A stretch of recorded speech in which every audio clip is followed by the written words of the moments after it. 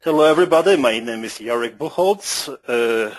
Perfect timing, I think even to the second, because I just saw on my laptop switch to 7 o'clock p.m. and 9 o'clock p.m. in Eastern Time. And we have a very, very knowledgeable Canadian real estate investor, educator, Mr. Emmett Kelly. Hello, Mr. Emmett. How have you been doing today? Hi, how's it going, everyone? I'm always good. Okay, so would you mind telling more about yourself so our Canada REIC members can be familiar who you are and what you're doing? Yeah, sure, absolutely. My name's Emmett Kelly. My wife, Elizabeth Kelly, and I, we have a real estate investing business where we're both full-time real estate investors. We're out of Newmarket, Ontario, which is just a little north of Toronto. We've got investments in the Maritimes, in Northern Ontario, Southern Ontario, Quebec, Newfoundland, sort of all over Eastern Canada is where we focus. We've been expanding out into the U.S. a little bit. We've got about 250 units under our belt and probably about 35 to 40, I think, rent-to-owns that we've done. So Elizabeth focuses on the rent-to-owns. I focus on the buy, rent, and holds. We've been doing this since 2005, but as full-time investors, or as incorporated, since 2009, when we started with our Rich Dad training. And just about a year and a half ago now, we became instructors for Rich Dad. So both Elizabeth and I teach the lease option class for Rich Dad, and we teach negotiations as well. So that's our quick story as to who we are and what we've done in the past little while. And I hope to inform everybody on RRSPs and how to make them work in the next couple hours. Okay, perfect. So the way how we are going to do it is I will ask you to just transfer the screen to your laptop, to your computer. And the way how we are also doing is if you have any questions, this is for the Canada REIC members. If you have any questions, do not hesitate to raise your hand or type it in the special table called questions, and I will unmute you. Otherwise, if you will mention that you do not have a microphone, I will read that question on your behalf. Okay, so let's go switch right away. Let's not waste the time. And can everybody confirm it that they can see Mr. Emmett's computer? I see it. Anybody else? Please raise your hand. Perfect. So, Mr. Emmett, it's all yours. Okay, thank you very much, Jarek. Well, it's my pleasure to give everybody here a sort of a two-pronged approach at RRSPs. One is my basic presentation, and mixed in with that, I've added some advanced stuff that I've figured out over the past few months that probably no one's seen before yet. If anyone's been into any of Jean Lebeau's classes or things like that, you may have seen some of this, but certainly not the second half of it. So I'll just jump right in here. I already talked about this and what we do. We've done countless RSP mortgages from back in the day when it was TD Waterhouse, and then they got out in 2011 or so. We began dealing with B2B Trust, and then we've evolved over to Olympia Trust for reasons I'll talk about in a moment. When we talk about RRSPs, there are a few investments that everybody knows you can do. There's your traditional stocks and bonds. Everybody knows that. There's mutual funds. That's very common. There's GICs. You can do some more advanced stock trading tips. Not everything, but you can do things like covered calls and long calls, puts, leaps. These are very advanced stock trading techniques you can do. You can also purchase gold and silver, physical gold and silver certificates as well.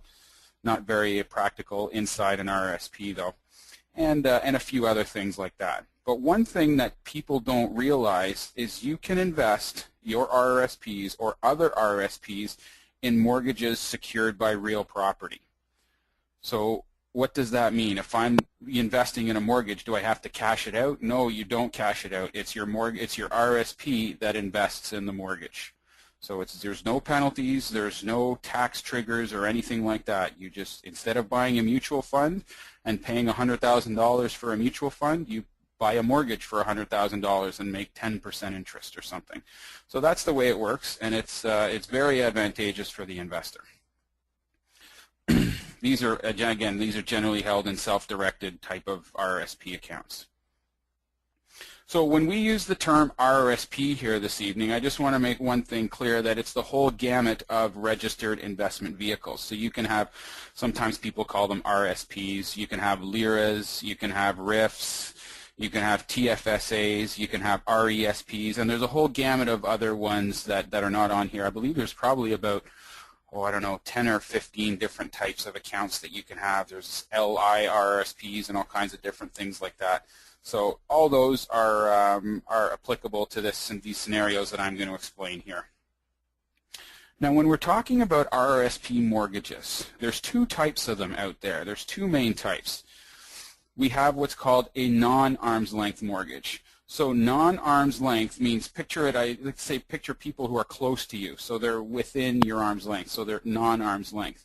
So this essentially means you're lending your RRSPs either to yourself or to a direct family member. So your children, your brother, your sister, your parents, or vice versa, that kind of thing. This type of RRSP lending can be very expensive.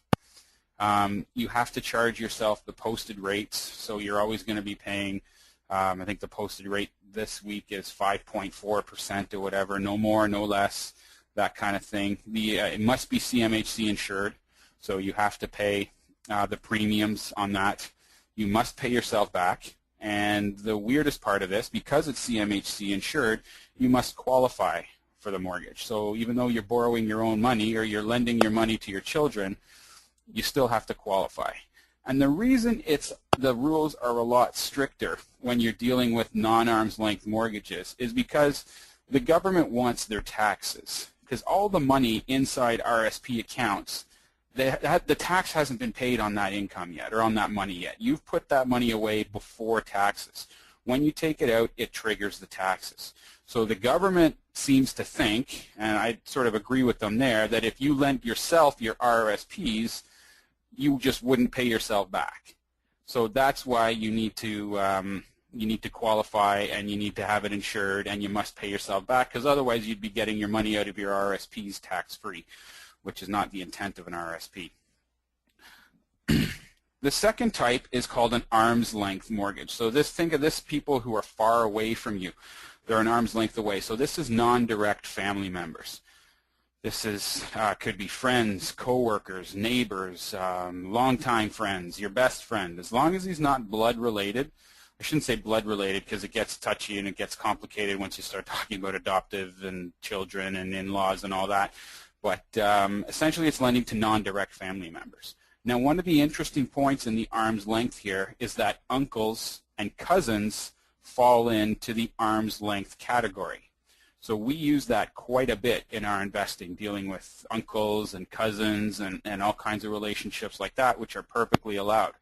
So what's great about the arm's length is there's no qualifying.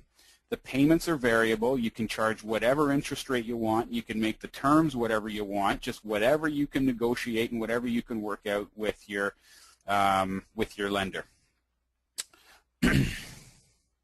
So for the full definition of what arm's length and non-arm's length is, you can go to the CRA website, and I think it's like 15 pages long, the definition on there. And it says in black and white that cousins are fine to do.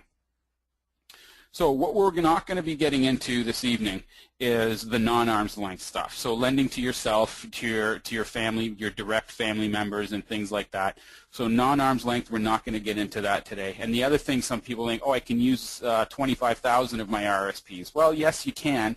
That's called the first-time home buyers plan. And that's perfectly allowed, but not for investment properties or things like that, which is what this real estate club is about. It's not about the first-time home buyers club. It's about the real estate investing club. So it wouldn't really be applicable to talk about here. So a few of the basic rules. It must be on a property in Canada.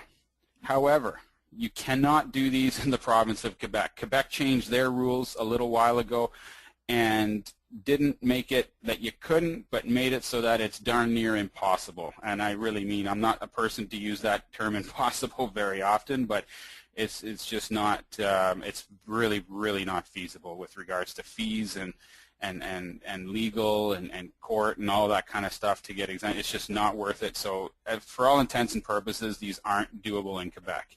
Now, the investor can live in Quebec, or you can live in Quebec, but the property has to be outside of Quebec. That's one of the key factors here.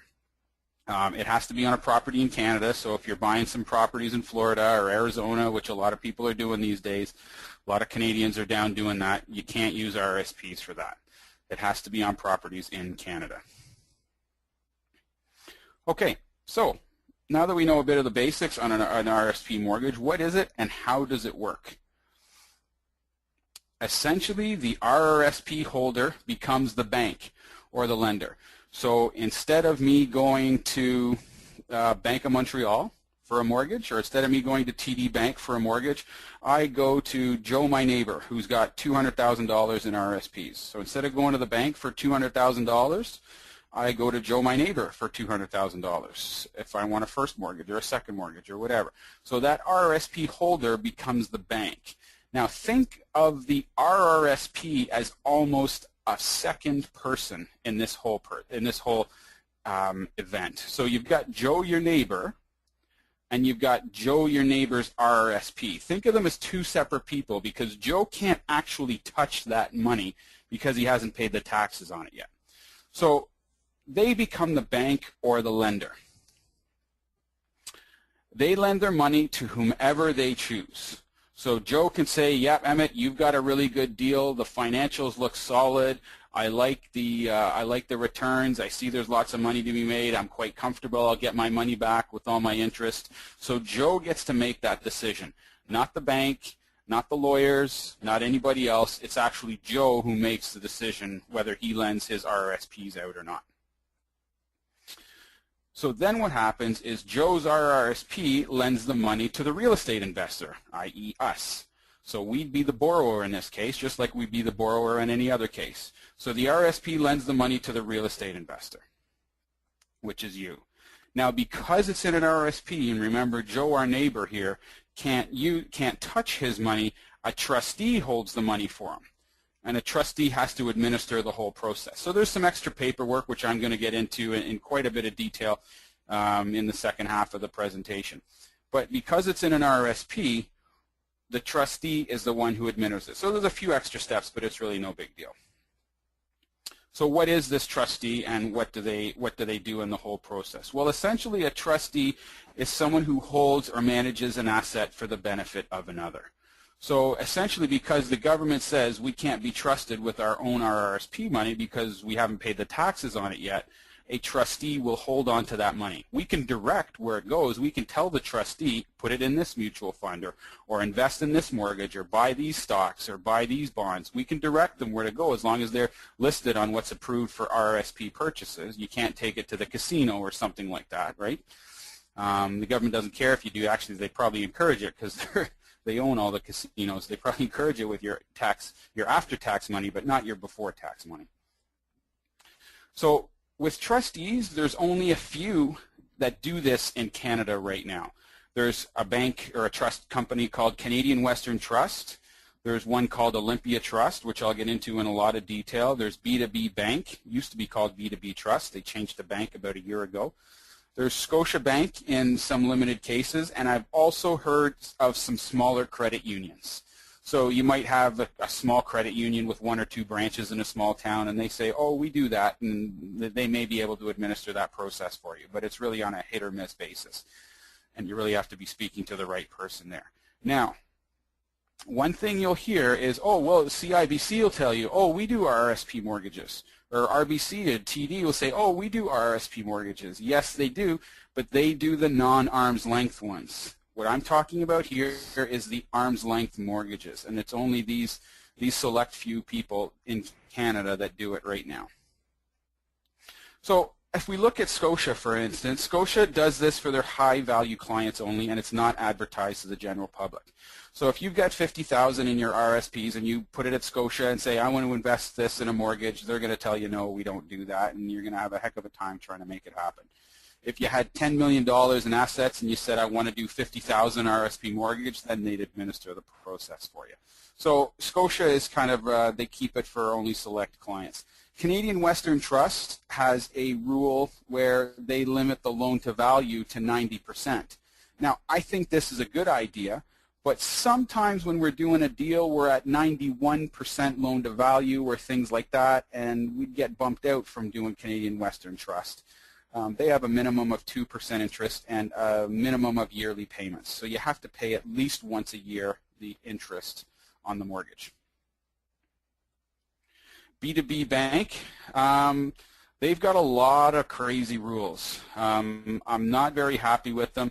You have to get an appraisal done no matter what, even if you're buying it, even if it's a sale off MLS and you're comfortable with the price and what it's worth, they still want you to get an appraisal about it. They're very strict and arbitrary with their approvals, whether they let mortgages go or not, and then they don't tell you. Their customer service is, I find, very, very poor. If you're going to use B2B bank because you have to, just be very careful and be ready to have them not fund it at the last second for no reasons whatsoever. We had that happen on 3 or 4 of ours. It's very frustrating, and they won't even explain it to you. Smaller credit unions, again, it varies greatly depending on the credit union. I've heard of a few small ones that can do it. Now, Olympia Trust this is my preferred trustee. They've got great customer service.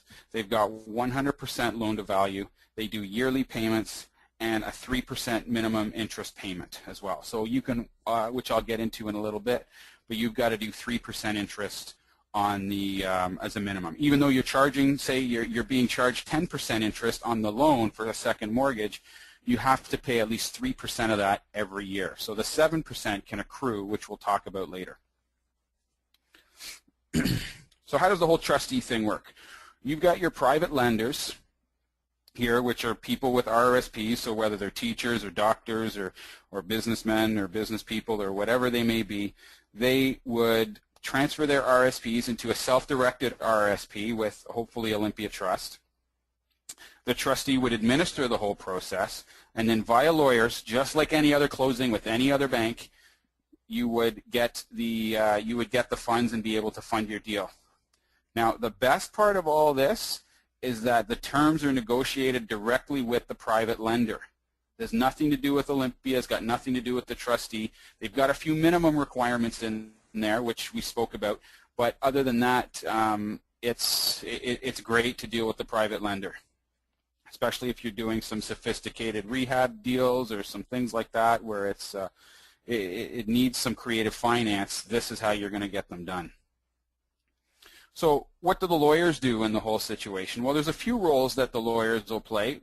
They will handle this transaction like any other real estate transaction. So the lawyers, quite frankly, don't care if it's TD Bank funding the first mortgage or Joe's RRSP funding the first mortgage. It really doesn't matter to the lawyers. They register the mortgage on title just like any other transaction. They get the title insurance, they confirm property insurance, and all that kind of stuff. Everything's handled like any other transaction. Now, Ontario's got a rule, and I'm not sure what the other provinces are like, but if you have greater than $50,000 on one deal, 2 lawyers get involved. So you need your lawyer to handle everything on the top of the slide there, and then your investor or your RRSP holder also needs to get independent legal advice from a second lawyer. So that's another key one there. Actually, I learned that one the hard way once when I borrowed $52,000 off someone's RRSP and spent about $1,500 in extra fees to get the extra $2,000. So in hindsight, it wasn't the greatest of things for me to do, but it works out. It all worked out in the end. So just remember that rule. And that rule is by the Law Society of Upper Canada, so the Ontario Law Society has that. I'm sure there's similar rules in all the other provinces as well, but I'm not too sure. So now that you've got all that done and you've negotiated your terms, and you've negotiated your rates and payments and all that kind of stuff, you're going to have to prepare some paperwork. So Olympia Trust has some mandatory paperwork. The mandatory stuff is what they give you. So they give you a few forms. So they give you what's called a mortgage investment direction.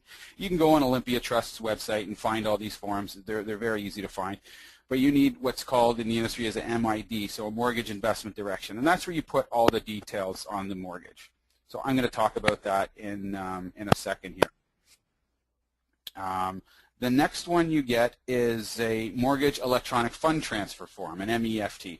So the MEFT is just basically the form that you need to the direct deposit form. So they can pull the funds out of your account every month or every year without worrying about checks or all that kind of stuff. They want you to fill out that form. Very simple to fill out. The mortgage, the solicitor's certificate of disclosure and undertaking. So this is just a disclaimer form for your lawyer saying they are representing this party and not the other party, and they don't have an interest, and blah, blah, blah, blah, blah. So they've got all that stuff there. It's a very standard form. And then the last thing Olympia Trust requires is a property valuation. And you could do this in one of three ways. You can have an agreement of purchase and sale. So you could have purchased the property within the last year. So as long as you purchased it and it was an arm's length transaction within the last year, they'll take that value as being the value of the property. They'll take the value on your taxes as being the value of the property. And lastly, they'll take an appraisal that's at least 6 months old. So if you've got one of those three things, you're doing okay, and that they will accept that at Olympia Trust. Now, what we figured out just to make the process go a lot smoother is to have a few extra forms, and I call these the forms and informations that you, the investor, prepare. And these are optional. You don't actually need to do it. But it just, some of them will cover your butt, and some of them will just make sure that all the information is getting passed around to the proper parties and there's not stuff getting missed. So the first one is what's called a mortgage interest letter. Now what a mortgage interest letter is we give that to our investors or our RRSP holders once we give them a package. So here's an RRSP proposal, $50,000, 10% interest. Sign this form here if you're interested. It's not a legally binding contract or anything like that. It's just an interest form. They get it back to us, and then everybody's happy. That's what we call our mortgage interest letter. Then there's a mortgage commitment letter. So once they sign that, they're committing the funds to you now. So now you know that the funds are coming your way. Essentially, it's just got all the terms and conditions of the mortgage there. There's tons of examples of these all over the web, or your lawyer's got them for sure and all that kind of stuff. So these are fairly standard in the industry. They just go over all the terms and conditions that you'll see in the mortgage and that, and very, very straightforward and in black and white and in plain English. The mortgage is written in legalese. The mortgage commitment letter is in plain English. The next one is an ILA notice letter.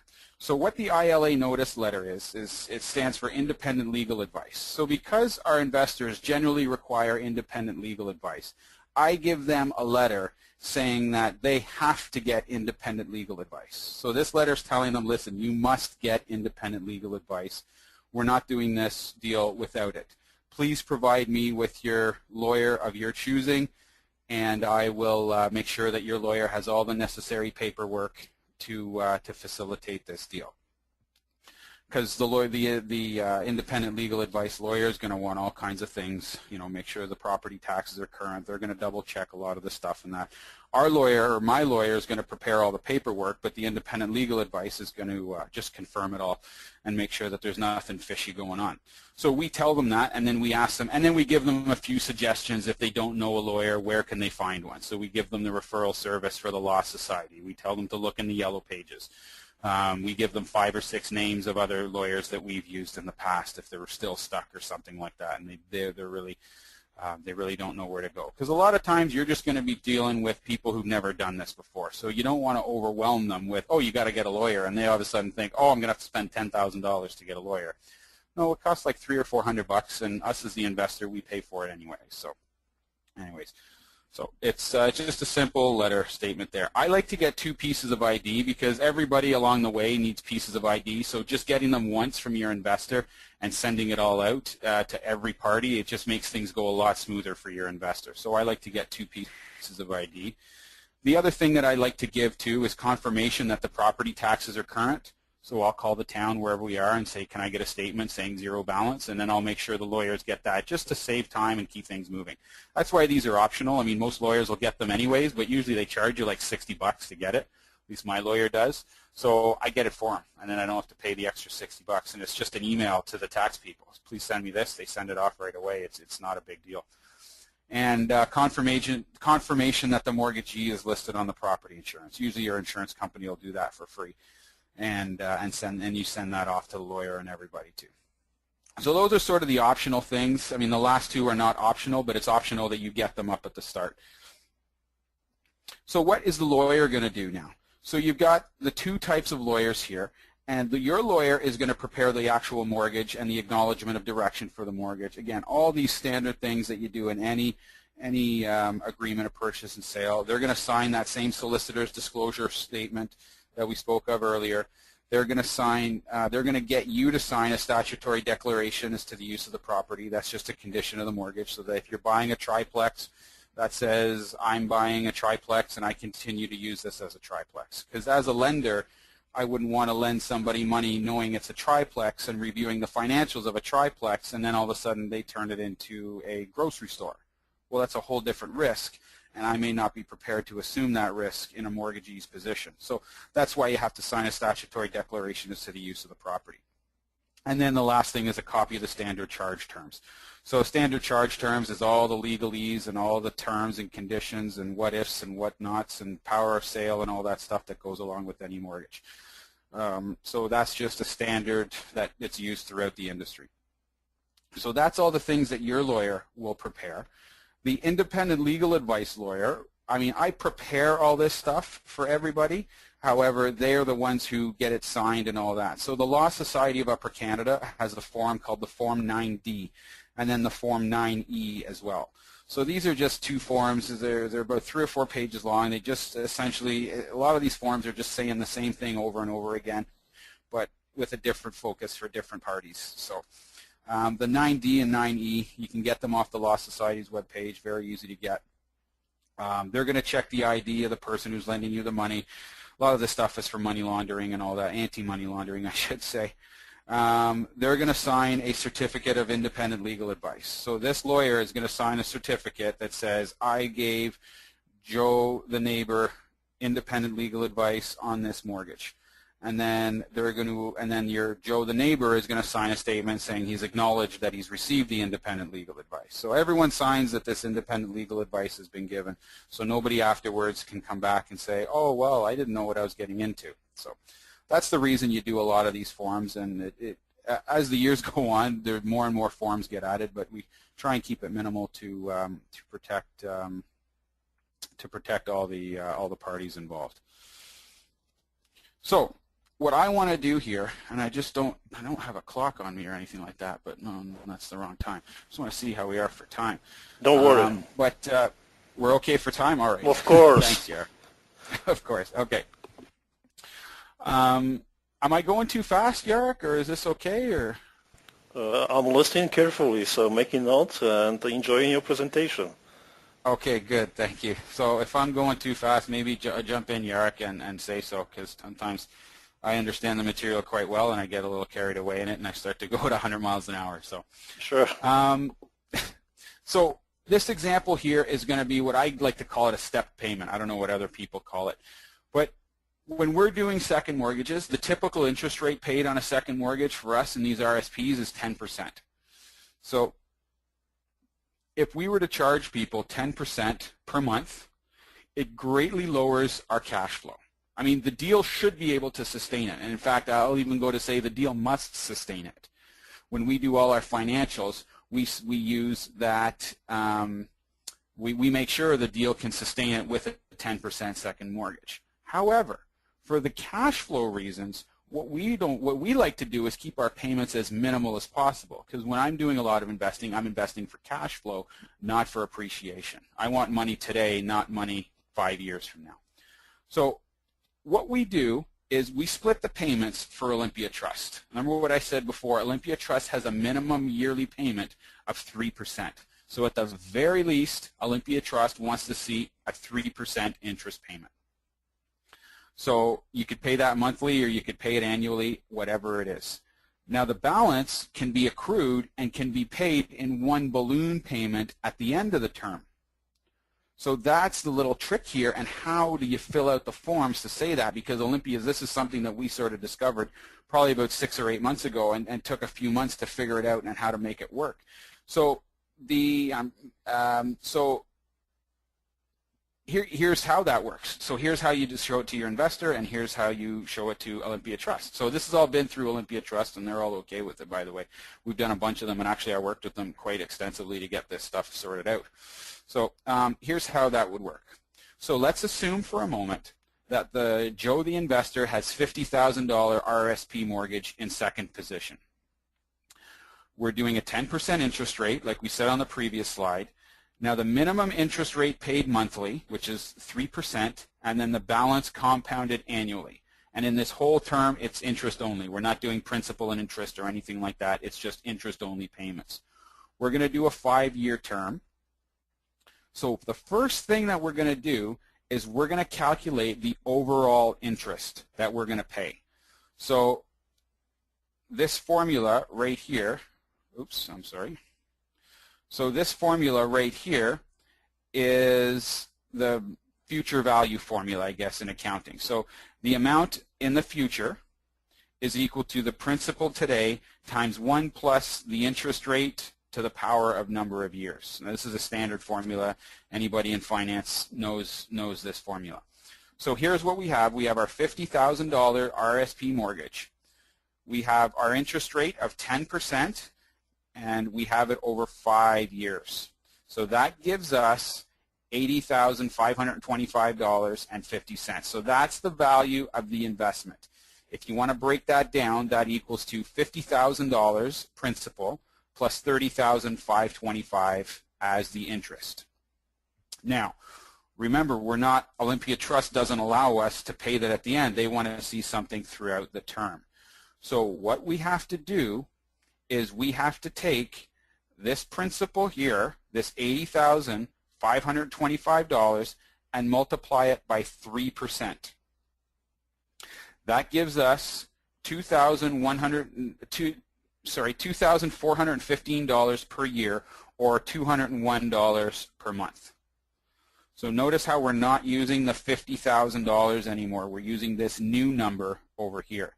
Now that's the way Olympia Trust wants you to calculate everything. I don't agree with it, but it's not worth fighting over it. Just calculate it the way they want it done, and it makes everything simple. So we're going to calculate the interest using simple interest for monthly payments.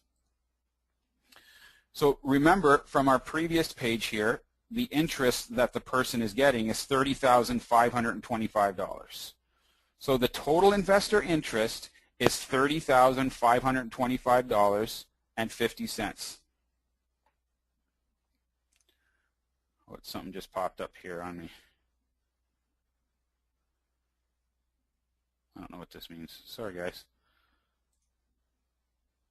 Oops. Okay. Does everyone still hear me? I hear you nice and clear. Don't worry. Okay, good. A bunch of stuff popped up from the webinar thing. So anyways, okay. Sorry about that. So the total interest for our investor is $30,525. Remember that from our previous page right here. That's how much interest they're getting. Now, we also calculated the monthly interest, which is $2,000. Oh, I made a mistake there. Sorry. So it's not $2,400. That should be $201. $201, which is this number right here, $201.31 per month times 60 months equals $12,078. So just because I know this is being recorded, Jarek, just permit me to do this here for 1 second.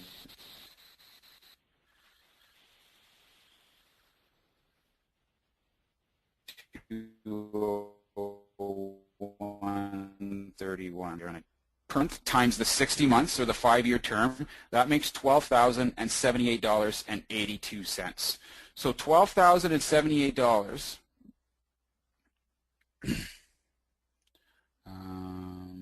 Would you like to hide all webcams? No. Okay, sorry, I guess my internet's slowing down or something.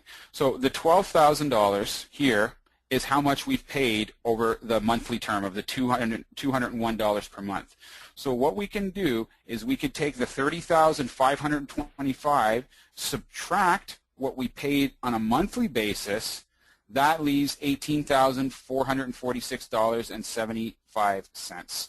So that's how much our balloon payment has to be at the end.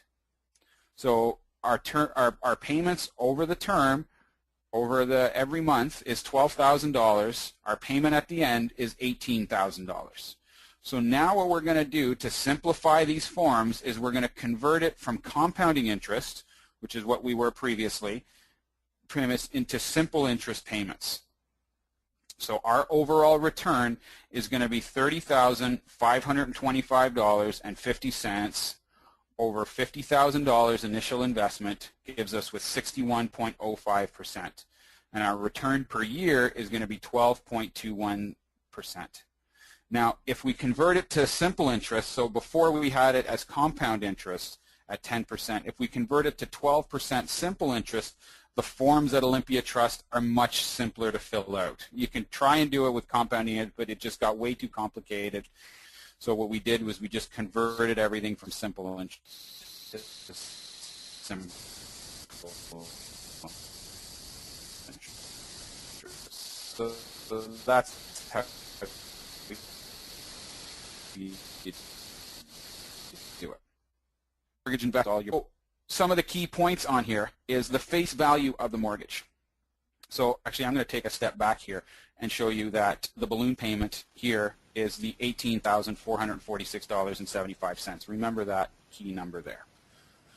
So the face value of the mortgage is going to be $50,000 plus the $18,000. So that's going to make a face value of the mortgage of $68,000. So we're not borrowing $68,000. We're only borrowing $50,000. But because of the way Olympia Trust wants it, they want us to reserve the space in the mortgage for all this interest that's going to accrue over the 5-year term. So we calculated that $18,446 is going to accrue over the 5-year term, so we have to add that to the face value of the mortgage to make it there. So that's the $68,000, that's what gets registered on title. The amount advanced at the start is still only $50,000. Now what you have is a discount amount.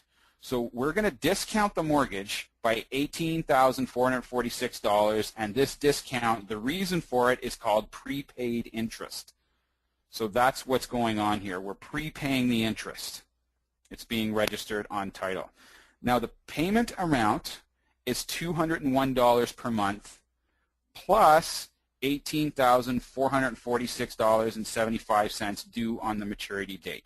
This is exactly how you write it out on the Olympia Trust forms where it says payment amount. This is exactly how you write it out where it says discount amount. I'll show you in a form in a second. The interest calculation method, you say simple plus balloon at the end, okay?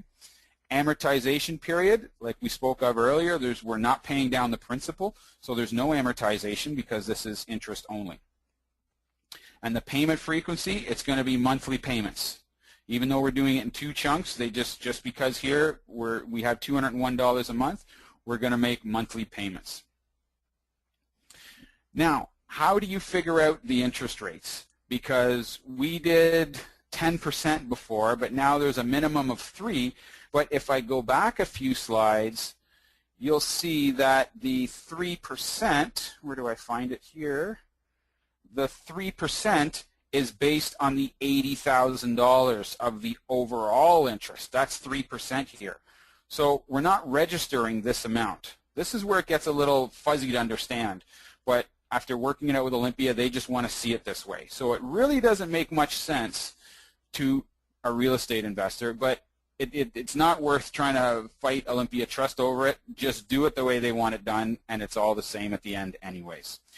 So your interest rate for your monthly payments is going to be $201.31 times 12 months, and that's $2,415. Now, if we take that and divide it by the face value of the mortgage, that gives us 3.5%.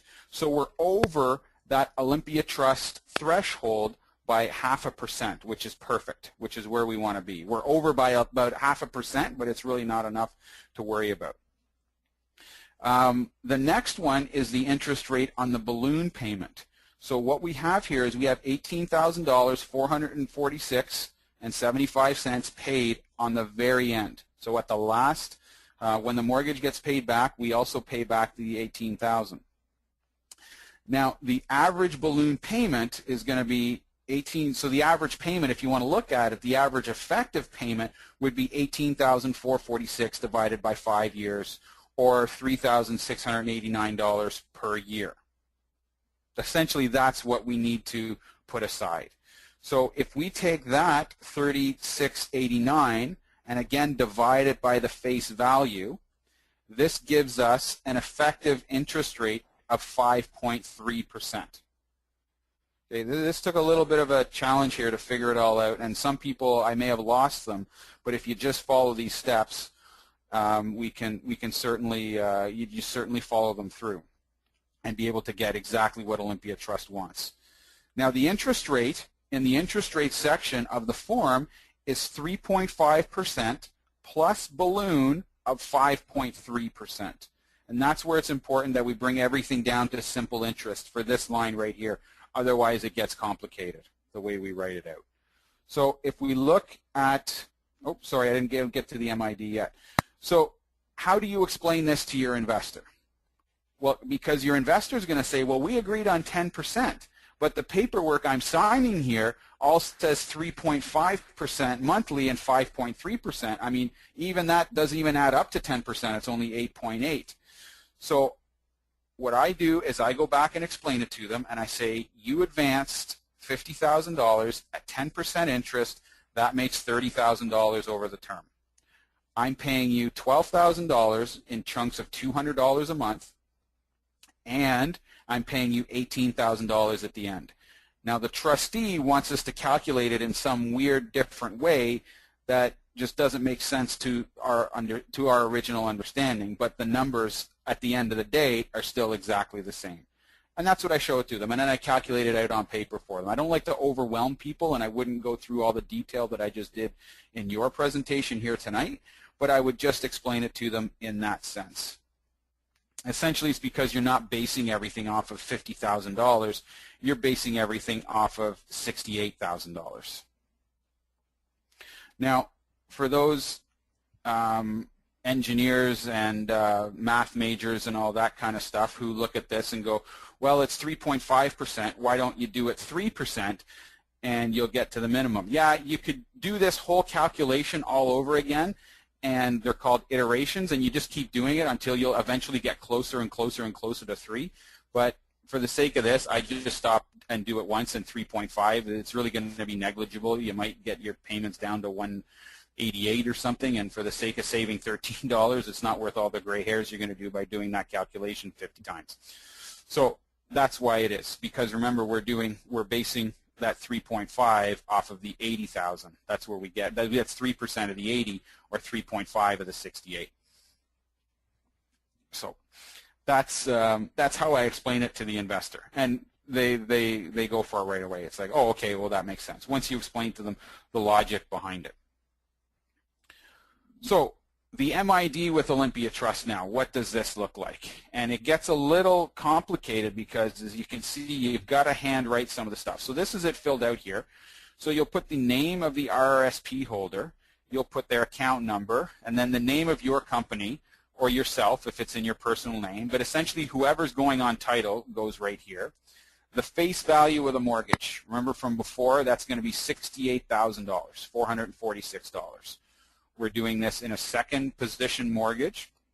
The discount amount is the $18,446, and it asks, is this discount amount prepaid interest? You answer yes.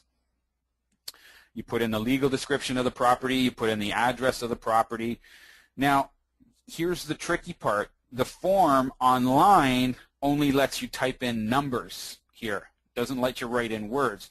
So you actually have to print it out blank and then write in by hand 3.5% plus balloon of 5.3%.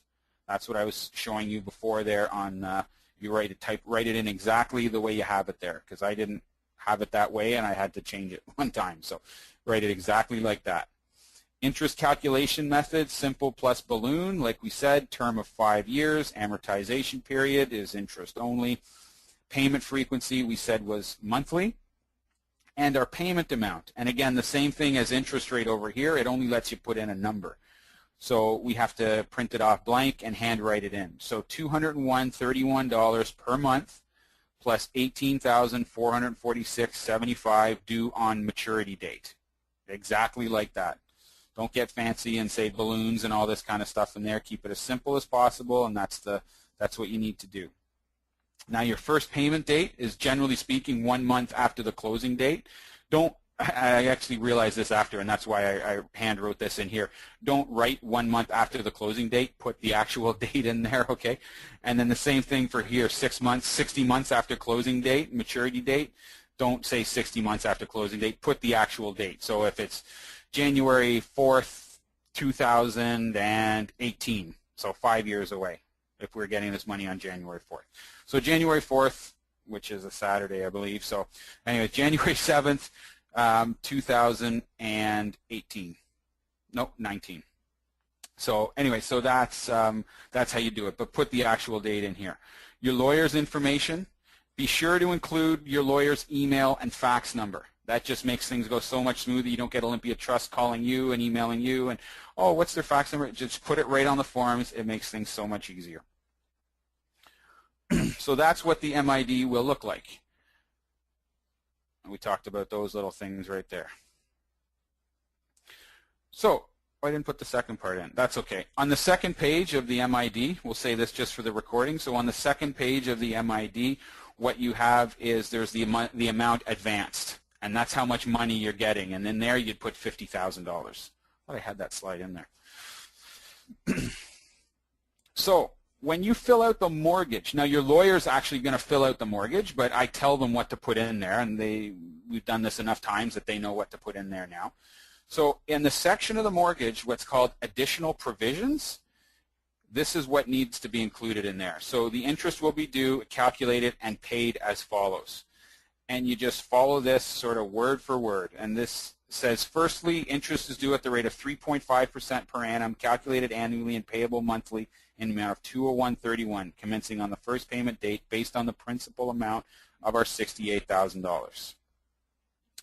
Then secondly, further interest is due at a rate of 5.3 per annum, calculated as simple interest and payable on the amount of $68,446 in one payment of $18,446 on the last payment date, unless the principal is paid early, in which case the amount of said payment will be recalculated to accrue to the actual payment date.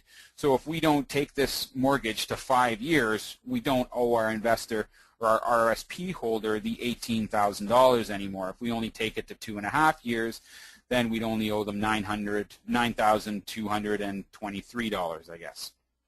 So we'd only owe them half if we took it to 2.5 years. So essentially that's what it says in there. Now then it also says, the last line is the amount of principal herein of $68,000 includes the actual principal to be advanced, $50,000, plus the interest of $18,000 due on maturity. And we added that sentence in there at the end because my lawyer still couldn't get his head wrapped around why Olympia Trust was doing this. So we just put that in there to clear it all up so that for some reason somebody doesn't calculate and add an additional $18,000 on top of the 68. So we've got our, just to make it perfectly clear to somebody that the 18 goes on the 50 to make 68 and not the 18 on top of the 68. So these couple of paragraphs here will go into what's called the additional provisions section in the mortgage statement. So what I have now is, now that I've gone over all the ways that we do, we fill out the forms and all that, just to take a step back on this, if you were to just give your investor a straight 10% interest, Well, then you don't need to go through any of this because you're not splitting the payment up into monthly payments and balloon payments. But we like to do it this way because we keep our cash flow much higher and limit our expenses every month. Now that doesn't mean we go buy big screen TVs and swimming pools with the $18,000. That all gets put away in a reserve fund so that at the end we're able to pay that investor, because remember, the deal is still sustainable at the 10% interest. But one of the old saying goes, the money is better in your pocket than in somebody else's. So if you have an issue with the building where, say, you need an extra $9,000 or $10,000 to repair a roof or to do some work on the building or whatever you need, the money's on your side of the fence, not on somebody else's side of the fence. So you've got that cushion in there, and we use that as our reserve fund when we need to. So that's to our advantage, and if we don't use it, then perfect. It goes to the investor at the end, or that $18,000 can be paid out of equity somehow if we refinance or sell the property.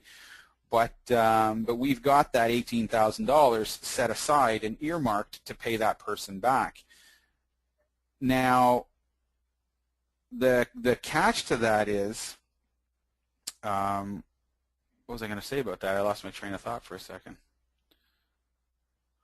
Anyway, sorry about that, guys.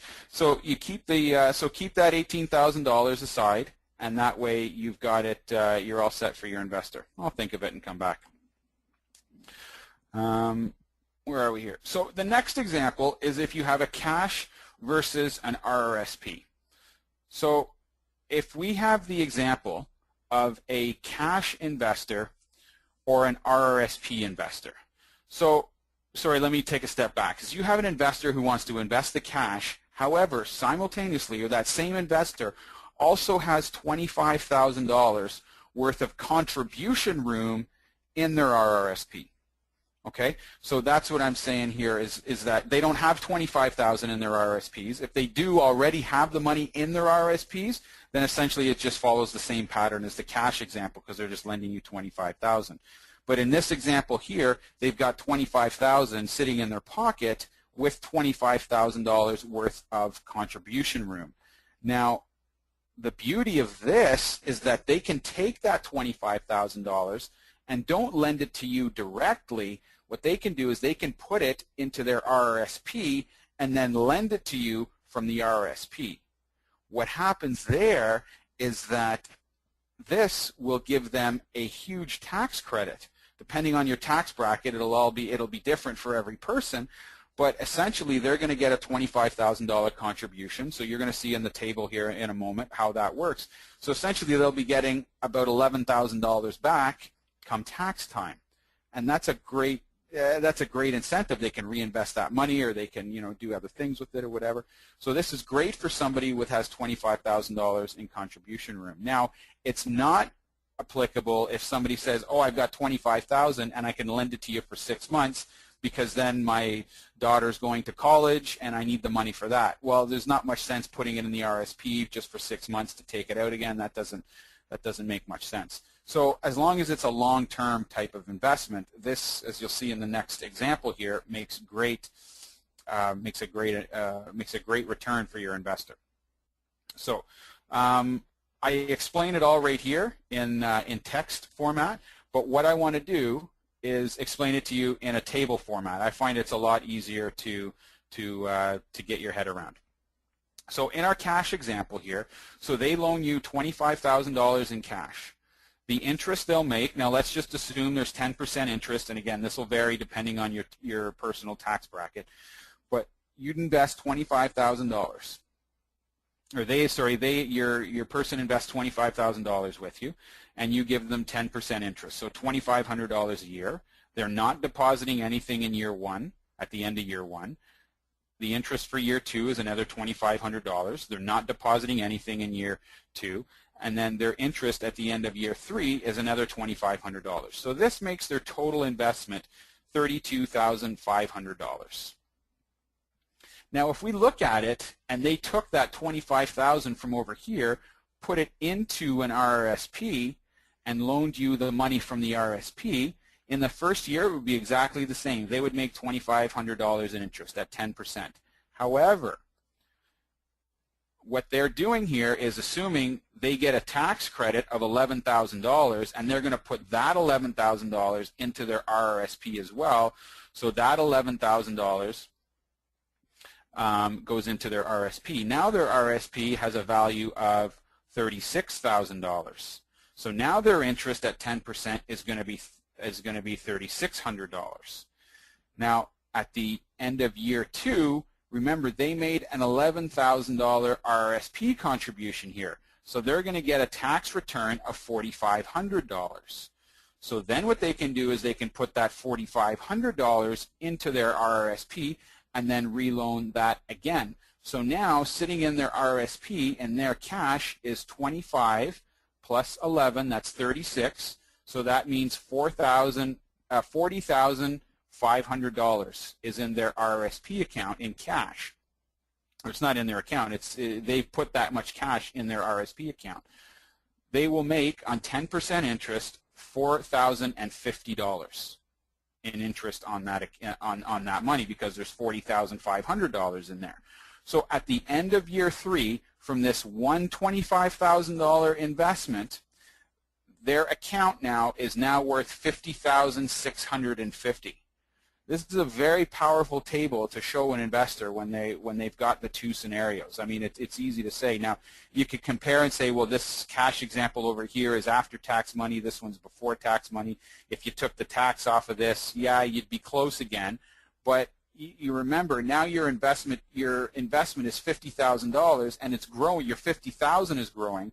Here, it's only your $32,000 is growing. So they will grow and grow and grow. This side will grow much faster because there's more money in it than this side over here. So this is great. Now these work very, very well when you have people with very large pensions, generally speaking. So we've done a few with police officers and government teachers, government workers, things like that, because they have these very large pensions.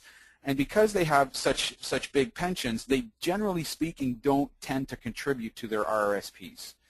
So because they don't tend to contribute to their RRSPs, because they feel they have the pension, there's usually a lot of room left in there for them to contribute that they don't even see, they don't even realize it's there.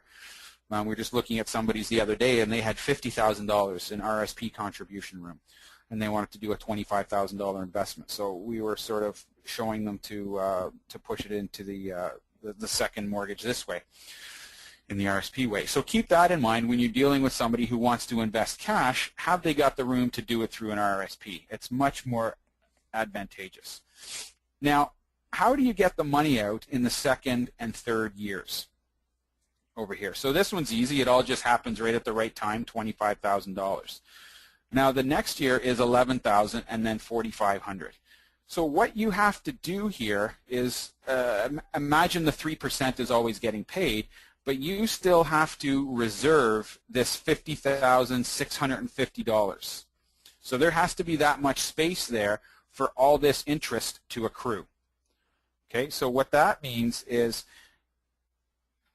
this will all have to build up, but you have to reserve that space. I develop a plan with our investor that tells them that once they put in the $25,000, the $11,000 that they're going to get, that's got to go back into the RRSP. When that goes back into the RRSP, we get the then we know next year we're getting another $4,500. That's the way it's that's the way it's designed, and we make that plan with them. And these are great for renovations. And say you're buying a 4-unit building or a 5-unit building, whatever you are, and it needs some work. So you know you're buying it, you get your standard mortgage and all that with your normal down payment and all that kind of stuff. But what you need is you need $25,000 to do some repairs to it right away. And you know next year you're going to want to do the roof, and then the year after that you're going to want to change a bunch of windows. So this plan works perfectly for things like that. So you could do the $25,000 that you need now to renovate the apartments. You know in a year you're going to be getting another $11,000, so you can use that to repair the windows, to repair the roof. And then in year 2 you've got your $4,500 that you can use to repair those windows. and all that money comes to you. All you have to do from Olympia Trust is just request another advance on the mortgage because you've had a value of $50,000 put on it right at the start, even though they only advanced $25,000. So it's just like a check processing fee of maybe $100 or something like that to advance more money on it. So these things can be very creative, and you just need to build them to suit your opportunity. Now, we've talked a little bit of between compounding and simple interest. Albert Einstein, one of my most famous quotes from Albert Einstein is he said that the most powerful force in the universe is compound interest. It's kind of weird. It's not not nuclear physics or nuclear forces or anything like that. It's compound interest is what he said. The previous example would even go through the roof for your investor if you used compound interest. Because when you use compound interest, your money doubles at approximately every 7 years. That's the way it works. This is a business decision that you'll have to make. Like the examples there previously, I showed you compound interest. We like to do compound interest in ours, and it makes your investors' money grow faster, and they get more of an advantage, and it keeps everybody happy at the end. But some people say 12% simple interest instead of the compounding interest, and that's okay. It seems like a bigger number, so it seems like you're getting more money. You're actually getting a little bit less because if you compound it over 5 years, it's actually 12.21 from our previous example. So, anyways, it's all the way you want to position this. But if you used compounding interest in a lot of these examples, they go a lot higher as well. So what are the advantages now for doing all these RRSP mortgages? We've been talking about them. I think people's heads are starting to spin now with all these ideas, and I've thrown all kinds of numbers at you and all kinds of things at you. The advantages for this is that you negotiate directly with the lender. You could say to them, listen, I need $25,000 now, I need 11 next year, and I'll need about another 4 or 5 the year after that. Perfect. Let's make that plan. Let's work together for the next 3 years and make this happen. That's one of the key things you can do. You can tell your investor, listen, I'm not going to make any payments for the first year, or I'm only making minimal payments for the first year. What bank will let you do that? Very, very few of them. So that's why it's a great idea that you can negotiate directly with the lender. So here's some of the ideas. Monthly payments, interest only, again, balloon payments. Again, the sum limits apply there. We talked about that. The minimum of 3% at Olympia Trust now. You can do step payments. You can do all kinds of different things with the investor. You know, once your vacancy rate gets up, you'll pay them more and things like that. But you can do the step payment plan that we just showed you in the earlier one. You can make your rates variable. You can make them constant. You can do whatever you want. There's no qualifying or there's no credit checks. I mean, you may want to reassure your investor and say, listen, I'm a reputable person. Here's my credit score. I'm not been 10 times bankrupt or anything like that. You can or you can't.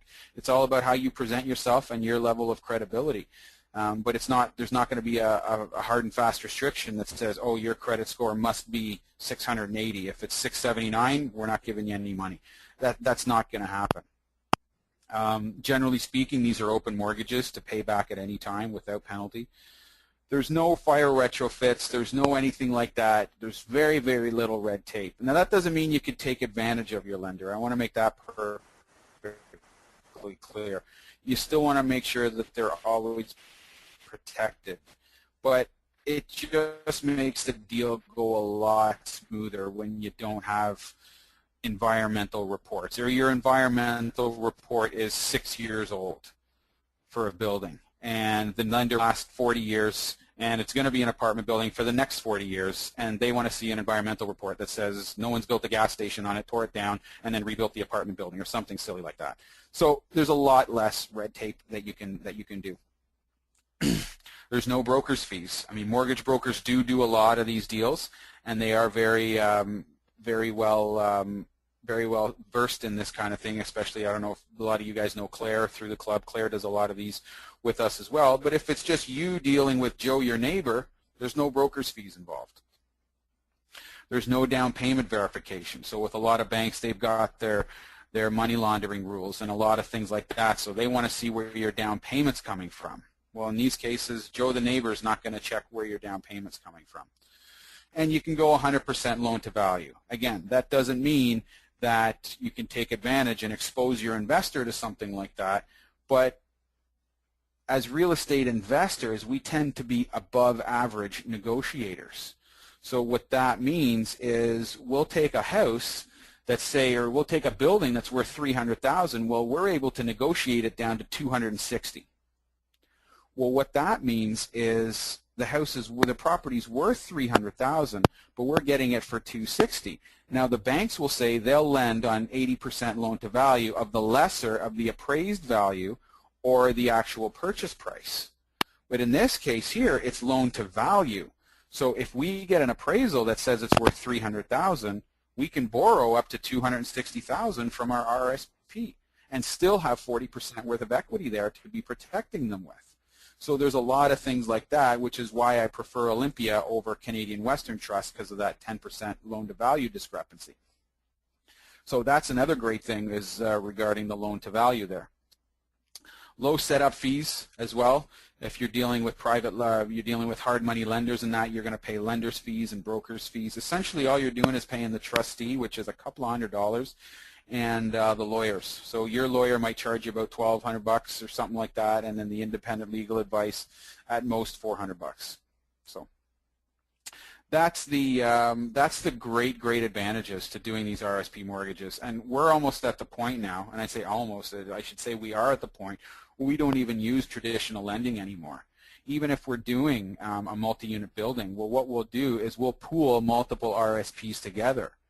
So, which is you're more than allowed to do. So if I need $200,000 mortgage on a property, but nobody has $200,000, I can make that up with 3 people and say you're going to put in 50, someone else will put in 25, and then a third person will put in 125, so I can get my 200. That's perfectly allowed. You can bring as many people as you want together. Now just pay attention that each one of these, the trustee is going to charge you the $400 setup fee. So you don't want to bring in 20 people at $1,000 or 20 people at $10,000 each or something like that, because then you're going to be paying about $8,000 in trustee fees plus so it's going to cost you quite a bit. So just pay attention to your fees when you're pooling and make sure that it makes sense for you.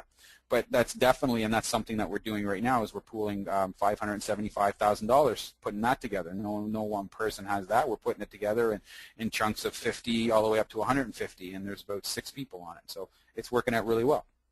So keep that in mind as well.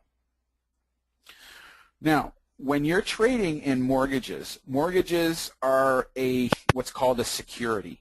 So security is something you can, I don't know the proper definition of security, but it's something you can invest in. So a stock is a security. Life insurance is a form of security. Bonds, mutual funds, these are all securities. So every province has what's called an SEC, or a Security and Exchange Commission. So this Security and Exchange Commission monitors that so that the general public doesn't get ripped off. So what they do is, what I want you guys to do is know the rules of the Security and Exchange Commission in your province. Now, I know for a fact in Ontario they've got a great website with a lot of brochures, easy to read. You can just go on there and within about 15 minutes you can have a very, very good understanding of what the rules are, what you're allowed to do, what you're not allowed to do. Generally speaking, you're only allowed to market these investment opportunities to family, friends, and associates, not the general public. So I can't put a big sign up on the side of the highway and say, I need $575,000 in RSPs. Come talk to Emmett and leave my phone number. I can't do that because I don't have a license to sell mortgages, because that's essentially what I'm doing. I'm selling a mortgage investment. I don't have a license to do that, so I can't market that to the general public. However, I can talk to my family, I can talk to my friends, and any associates. Now, what is an associate or acquaintance, or however you want to say that? They're generally somebody who you've known for you've made 3 points of contact with, and you've known them for longer than 30 days. Now, that's not a hard and fast rule, but that's sort of the generally accepted term as what an associate or what an acquaintance is. So if you're meeting somebody at a networking event, you meet them one night, the week after you pick up the phone, you give them a call saying, hey, how's it going, just touching base, making sure everything's going good and you got any questions or whatever. and then maybe a call the next week or an email, or you bump into them again at a different event, there's your 3 points of contact. That happens over 30 days. Now you're allowed to start speaking to that person about RRSP investing and things like that. I mean, you could say in general that I do RRSP mortgages and that kind of thing. That's fine, but you just can't solicit a specific deal and start talking about interest rates and all that kind of stuff. It's not as if you can't use the word RRSP around them or anything like that. But just be careful and know the rules for your individual province. So you must be registered to market to the general public. Now, what a good thing is mortgage brokers are able to do this. So if you know a mortgage broker and you've got a bunch of people, you can put them in contact with your mortgage broker. Your mortgage broker can put the whole thing together for you. Now, they'll probably charge a fee for their time because they don't work for free, and neither do you. So, but your mortgage brokers are licensed to do this kind of stuff. So that's a great tool and a great person on your power team to do that. So talk to Claire if you're interested in doing something like that. I think she's on the Canada REIC info on that, and she's in the club and that kind of stuff. So she's great to get more info on that. Now, this is the one thing that actually I came up with. It was just kind of like an aha moment a little while ago, probably a couple of years ago. But seller financing. So when you're trying to get a VTB out of a seller, and the argument, not the argument, but the objection you always get is, oh, I'm moving on to a better deal. I need the money to do another investment, or I need the money to do this, so I need all the money from the sale. Well, excuse me. Well, that's fine. My next question is I'll ask them, well, is that the only thing? Because I need a VTB to make this deal work, or it doesn't work. The numbers just aren't there for me. Yeah, well, if I could do it for you, I would, and all that, but I want to do this investment and I need the money. So my next question is, do you have any RRSPs? Because if the seller has RRSPs, why not use those RRSPs as the VTB instead of the equity in their property? As a matter of fact, it's probably better. He's probably better off to do that anyways, even if he doesn't have the equity money, or the money from the sale earmarked for anything. Just because at least this is after cash money and it's money in his pocket versus money that's tied up in a trustee somewhere. So this is a great tool to say to a seller if they have any RRSPs. So we've tried that a few times. Actually, I've never done one. I've had some people commit to it, but we just didn't buy the property for other reasons, so it never panned out. But it's kind of an easy sell for a lot of sellers, especially when they're selling buildings that are having trouble selling. So as my wrap-up slide here, these RRSPs are very powerful. They're a great way to get creative in your real estate investing. But what I want everybody to realize is you have to be responsible. This is people's retirement funds that you're dealing with. Now, don't be afraid of it because of that, but be respectful of it. Don't say, oh, well, they'll let me go to 100% loan to value, so I'll do that on all my deals. Well, you may not want to over-leverage your properties just for the sake of over-leveraging them. They have to be able to sustain it and things like that. So be very, very mindful that these are people's sort of life savings and all that, and invest them wisely for them, not just because it's easy, so I'm going to go that route. So just be careful about that. One thing I ask everybody to do is be creative with these, because every time I talk to somebody, they'll tell me, oh, I did this with an RSP, and I'm like, oh my God, that's amazing. Like that's probably the best thing you could, like I hadn't even heard of that, hadn't even thought of that. So they'll come up with some creative ways, and that's how I came across the 3 and 7 there that we talked, the step payment plan that I talked about earlier, and all these kind of things. So then you can take that and just be as creative as you want to with it. And it's just a fantastic way to invest in real estate. You're not bogged down by all your red tape that banks will do and all their lending rules and criteria and all that kind of stuff. It's fantastic. There is, I don't know the number, this is a few years old, it could have changed a little bit, but essentially there's about $30 billion in RRSP money. Everybody knows somebody with RRSPs. There should be no excuse for anybody out there to say, oh, I don't know anyone with RRSPs. No way. If you don't know anybody with RRSPs, go to a real estate investing network in your area and you'll find someone with RRSPs there, guaranteed. Everybody's got them, even if it's just 25,000. Sometimes that's all it is to make or break the ROI on a deal, or to make it happen and all that kind of stuff. So don't be shy to ask. It's all about selling yourself in a way, but don't be afraid, don't be shy to ask, and RRSPs are a great tool to use. If anybody wants more information on this kind of stuff, actually I should have put it in there, but if you go to my blog, it's blog.realestateinvestingbooks.ca. If you write that down or take a screenshot of it or whatever you want to do, and there's a book there called I give a talk on it called RRSP Secrets by Greg Habsburg. Great book, great book. He's written it. I don't know how old it is now. It's probably about 3 or 4 years old, but it's still quite an informative book. He talks a lot about T.D. Waterhouse in there, which is not applicable anymore. So there's a lot of dated things in there, but the general picture of it is still fantastic. Get in touch with me. Follow me on Twitter if you want. I do a lot of RSP stuff on Twitter and just little things. If I'm coming across an article on that, I talk a lot about it. Connect with me on LinkedIn if you want. And then there's my email address. If anyone's got any direct questions or wants to talk to me about that, that's great. Don't email me and say, I've got 50,000 in RSPs, can you invest it for me? I can't, because I'm not licensed and I'm not soliciting anything right here, right now. This is just educational, so don't email me with that. Email me with who can I use, and then I'll get you Claire's email or something like that, and she'll be able to help you out as to vetting that and to finding a great investment. So, but don't come to me with things like that. I'll just politely decline and forward it off to Claire. So that's it for my presentation. I don't even know what time we're at or how long I've taken or anything like that. But let's open the floor to questions. Thank you very much. That was like machine gun, boom, boom, boom, boom information, right? So that's perfect, right? I just have a chit chat with a couple investors, and they were saying perfect speed, there was no problem, so don't worry. Took you 1 hour 16 minutes, so not an hour 45. That's perfectly fine. And it takes an hour 45 when I'm in a classroom doing it, so maybe there's more interaction and that cuts it back on the webinars. Definitely. Thank you very much.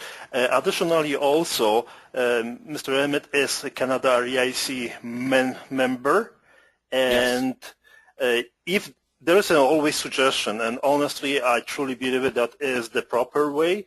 If you have any private information, if it's confidential, by all means, contact Mr. Emmett directly. Otherwise, if anybody else can benefit from the same question, I do really encourage you to use the networking section and then raising the capital discussion board forum, and you can create the question, and I can promise you we will get you an answer. Very simple, okay? Yeah, I checked the website, Jarek, just so you know. I've got a task on, I think it's Tuesdays and Thursdays. I go on the website and see and all that kind of stuff. So honestly, as long every member will spend 15 minutes once a week, will be perfect, right? So reading, participating, answering the questions and everything, that is the networking power. So should we open the mic for questions? Yeah, let's get some questions, sure. Perfect. Okay, just allow me, Mr. Sam. Okay, I have a Mr. Sam. Mr. Sam, he has always questions. Just allow me to find Mr. Sam. Well, I have to scroll it.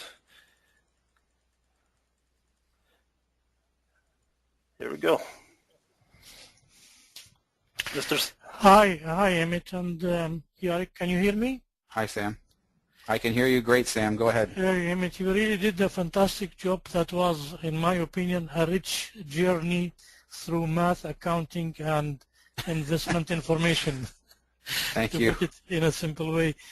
Surprisingly, I followed every word you said. I understood everything, and I took I'm glad. A lot of notes.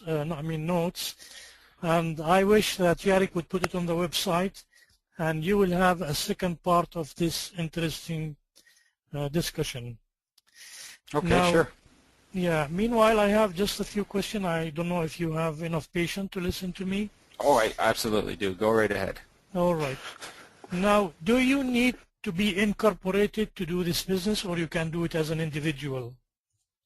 You can absolutely do it as an individual. We've done it in corporations. We've done it in individuals as well. Either way is fine. Okay, that takes me to the second question.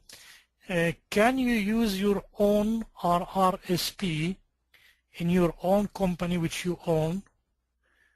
Does Olympia accept this scenario? The short answer to that is no. Okay. The long answer, yeah, that would be great if it were just that simple. We create a corporation and lend our own RRSPs. No, it's and the long answer is it depends. There are ways around it with trusts and things like that. So if you've got shares in trust with somebody else, and it can get it gets a little complicated with legal stuff. And you know, if you had 25,000, I wouldn't suggest going through all that route.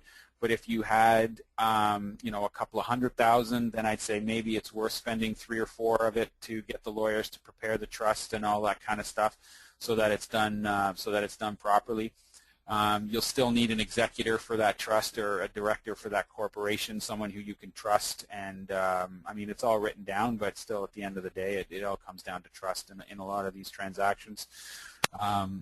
There is another way to do it.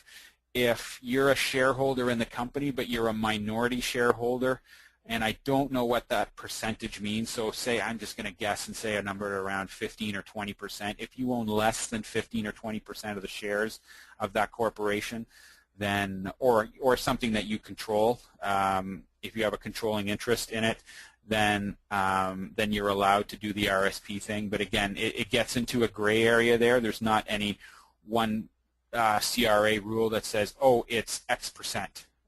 It's none that I'm aware of. So we've done it a couple times, and we've gone down the trust route, not the percentage of the shares route. You know, Emmett, a few years ago, I have a discussion with Olympia on this subject. Yes. And at that time, the answer they gave me that the incorporation has to be like traded on the stock market to allow that. I don't know what was the meaning of that, but that's the scenario they gave me. I don't know if there's something changed, because we've only been using Olympia now for probably the last 18 months or so. So I don't know that, but I can tell you for a fact that I've done dozens and dozens and dozens of these in corporations, and none of them are on the stock market. So okay. I know firsthand that's not the case. The rules have changed. Okay, Emmett, from your scenario, supposedly you have a single house you want to buy and you want to use other people RRSP. Now, yes. Definitely, as you can see, there are a lot of preparation, paperwork, cost in all that. Yes. What would be the feasible or the minimum amount you would go for as an RRSP to make your investment sound, and your time is valuable for that? Right. That's an excellent question. This will come down to a business decision on your part, but for us, our minimum investment when we're talking to people is $25,000. If they're investing anything less than $25,000, it's because whether they're investing $25,000 or, you know, $750,000, the fees are essentially the same. You're still going to pay about maybe between $2,000 and $2,500 in fees. That's it.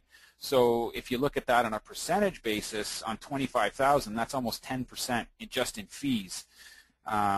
So that's kind of our threshold. Now, I have done some for $18,000. That's our lowest one we ever did. That was a favor for an investor who had several $100,000 with us, and then in his wife's RSP, she had $18,000, and he was really pushing me to use that $18,000. So I found an opportunity to throw her $18,000 onto something.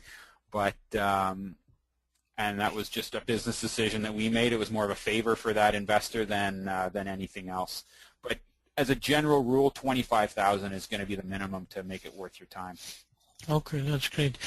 Now tell me, Emmett, what is the average time it takes for this administration from the point you start the process until you have the money? If let's assume all your paperwork is all in order, so there's no paperwork going back and forth.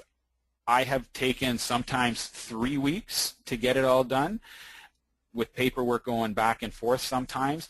And on other occasions, believe it or not, I've sent in the paperwork to Olympia Trust on Wednesday morning, and on Thursday afternoon, I was picking up a check at my lawyer's office.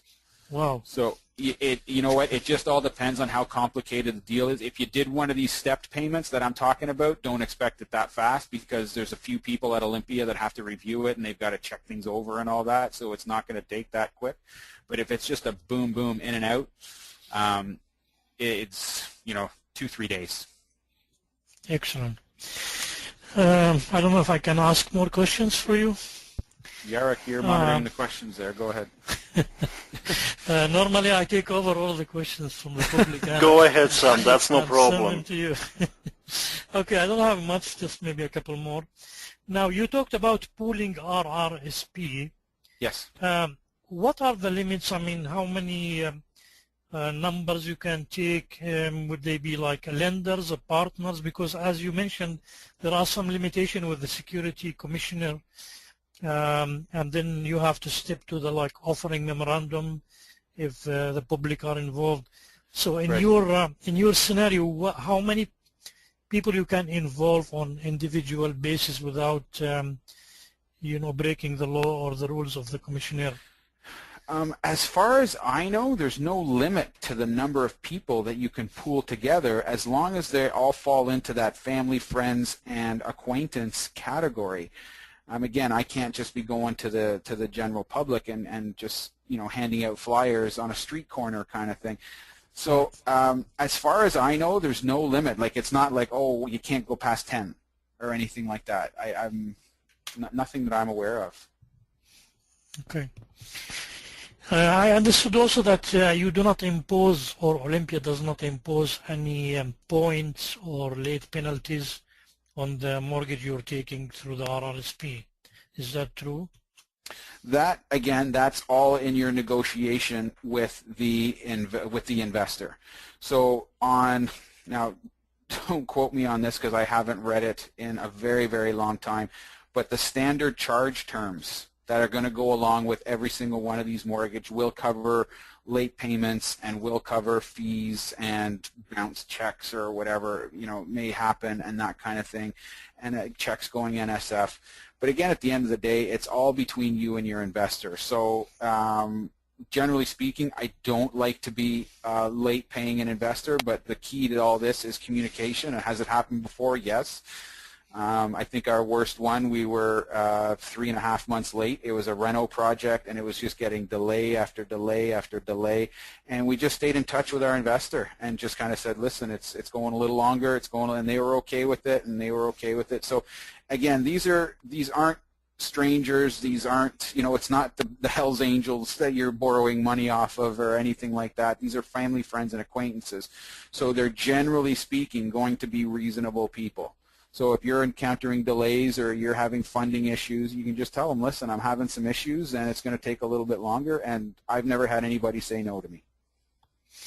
Thank you, Emmett. My last question to you, I am referring to the example you took where you compare cash against RRSP. And yes. Unless I don't understand it very well, I do not see it very comparable.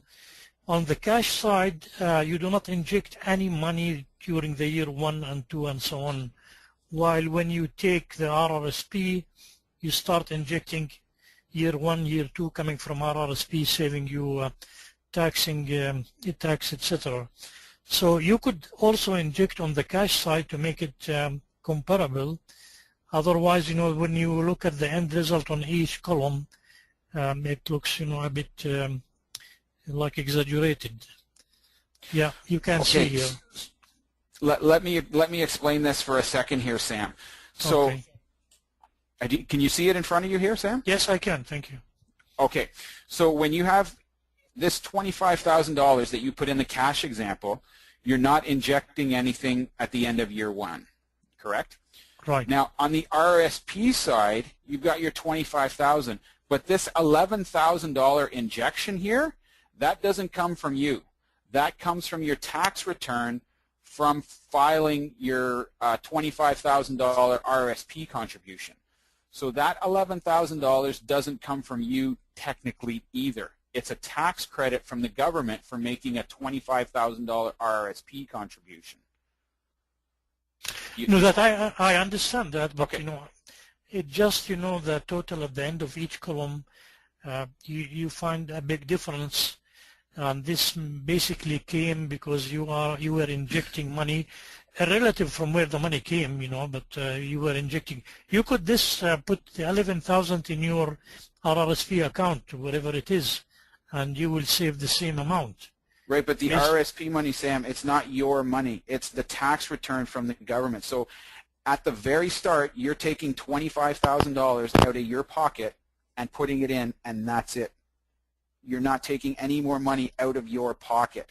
The $11,000 is coming from another source. It's coming from the tax credits and the tax benefits of having an RRSP account. Yeah. Okay. So that's the advantage to that. Well, yes, you are injecting $11,000, and I respectfully disagree. It's irrelevant where the money comes from, because if you didn't get that tax credit, and I wouldn't say we'll put the $11,000, and then that wouldn't be a fair example. But this is it's I almost want to call it found money, right? Only because you make that. In a way, you're taking advantage of the RRSP scenario. Exactly. But you're still injecting money in the investment, whatever. Right. Okay. Thank you, Emmett. That was fantastic. That's all for me now. Thank you, Sam. I hope you will do more in the future. Okay. Thank you so much. Thank you. Sam, I got the message. I have to invite for more presentation, Mr. Emmett. Well, actually, honestly, Jarek, this is one of the best I have attended. It's full of useful hints and scenarios and math, and it was really very enjoyable. Okay. Thank you very much. Emmett, did you get the message? Yes, I did. So we'll see you next week. Is that it, or what? When you get a piece of a nice pie, you want more. Yeah, exactly. Well, you know what? I'd love to come back again, Jarek. So the next time you want to invite me, we can expand on this, or we can talk about some other things that I'm doing, or whatever. So I'd love to come back. It's my pleasure. RRSP investing is very, very hot topic. I can tell you that, and there's so many questions. Yeah. So. Yeah. It is, and this opens a big venue in front of the investors to get sources of money. Yeah, no doubt. As you said, everywhere you have RRSP, on the corner, on the neighbors, everywhere. That's right. Everybody's got RRSPs. Yeah. Right. Okay, Sam, I'm going to meet you now. Thank you very much, Jarek. You're most welcome. And Mr. Thomas. Okay. Can we invest RRSP money into your U.S. properties? No, Tom, you cannot. The property has to be physically located in Canada, except Quebec. So the property cannot be in Quebec, but it has to be in Canada. So negative on the U.S. Now, the U.S. have a similar program.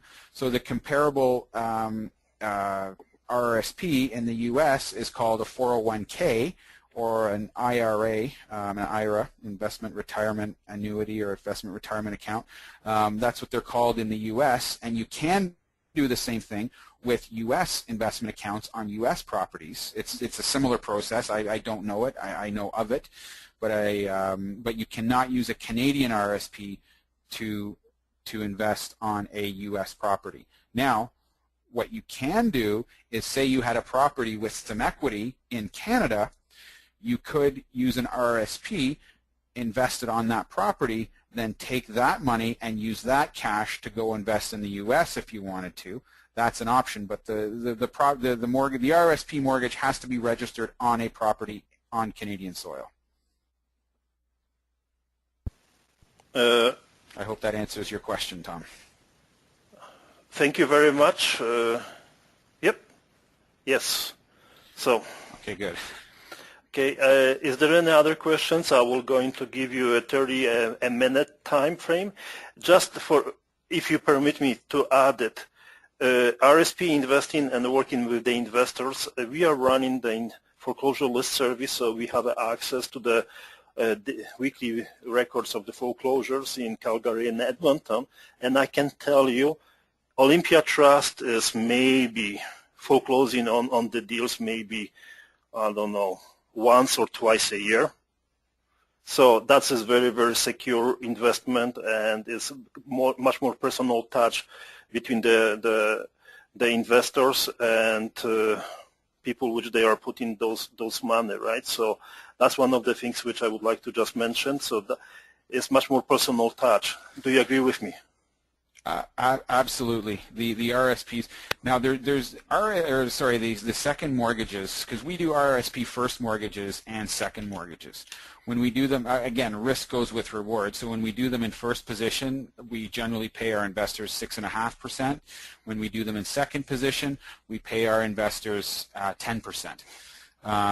Now, there's a bit of a negative stigma when it comes to second mortgages. People think, oh, my uncle tried second mortgages, investing in mortgages, and he lost all his money.